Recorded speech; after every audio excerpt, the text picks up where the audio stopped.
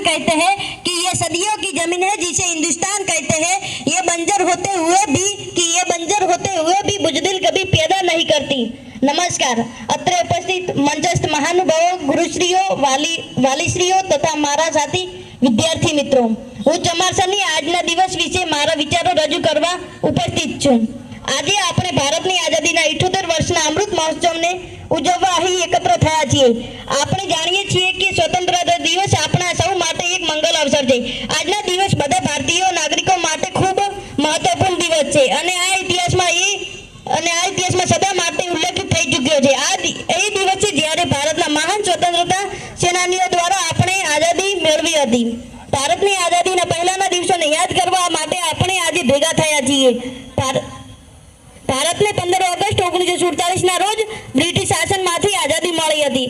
આઝાદી પછી આપણને આપણા રાષ્ટ્ર અને માતૃભૂમિના તમામ મૂળભૂત અધિકારો મળ્યા। આપણને આપણા